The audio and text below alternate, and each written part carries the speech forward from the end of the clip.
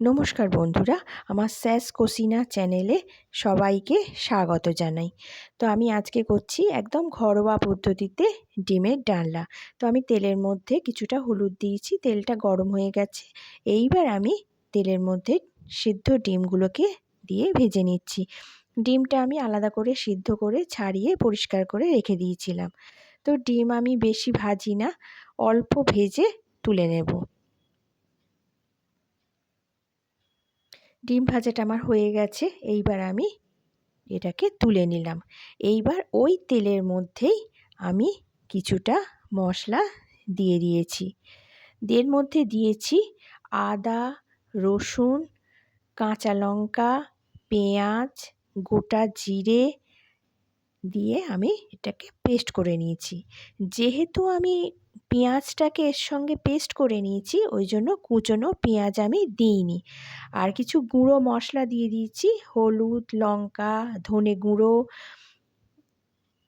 কাশ্মীরি লঙ্কার গুঁড়ো, আর দিয়েছি একটু চিনি, টমেটো সস, আর দিয়েছি অল্প করে একটু ঘি।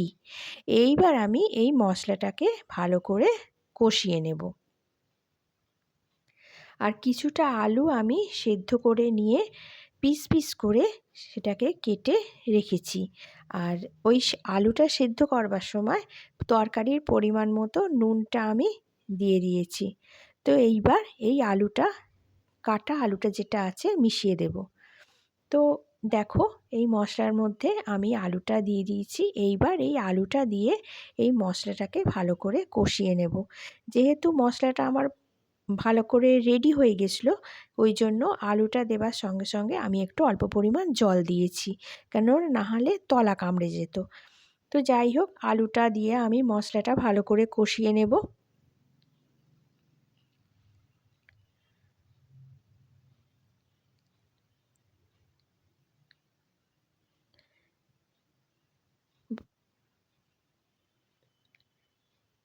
এইবার একটু করে করে যে আলু সেদ্ধর যে জলটা আছে, নুন দেয়া যে জলটা, সেই জলটা অল্প করে করে এর মধ্যে ব্যবহার করব। আমি কিন্তু অন্য কোনো জল আর এর মধ্যে দেব না। যেহেতু এতে নুনটা দেয়া আছে, এতে কিছুটা পরিমাণ জল আমি দিয়েছি।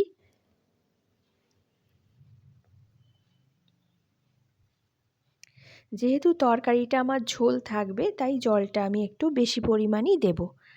আর যাদের ঝোল থাকবে না, তারা এই রকম অল্প জল দিয়ে ডিম দিয়ে ফুটিয়ে নামিয়ে নেবে।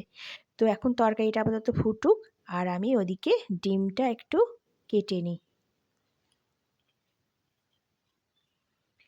এই যে আমি ডিমটা একটু খুন্তি করে অল্প করে কেটে নিচ্ছি, তাহলে এর মধ্যে ঝোলটা ঢুকবে।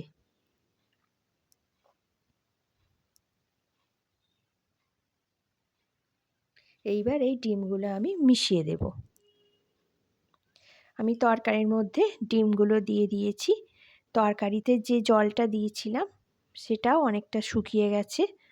এইবার এতে আমি আবার আলাদা করে জল দিয়ে দেব, মানে যে জলটা আছে পুরো জলটা দিয়ে দেব।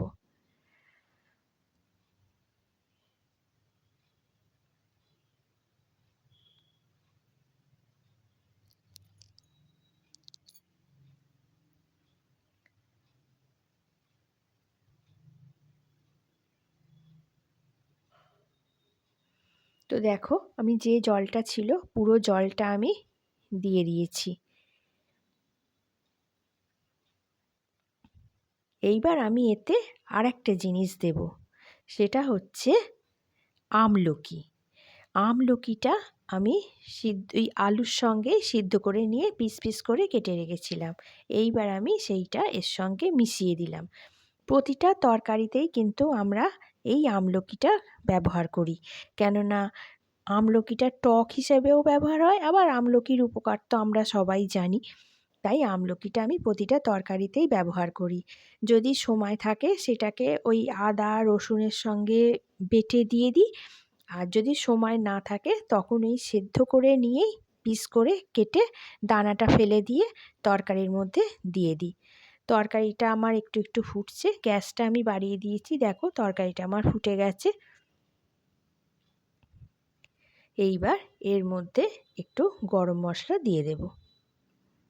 গরম মশলাটা দিয়ে একটু ফোটাতে হবে যদিও, তাই গরম মশলাটা এখনই আমি দিয়ে দেব।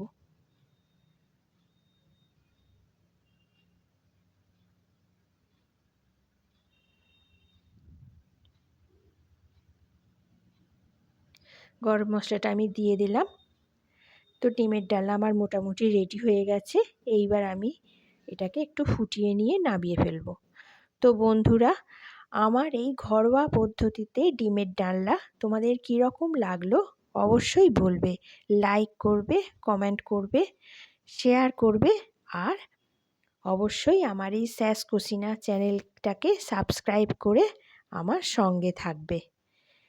তো আজকের ডিমের ডালনা আমার হয়ে গেছে। এইবার আমি এটাকে ঢেলে ফেলবো।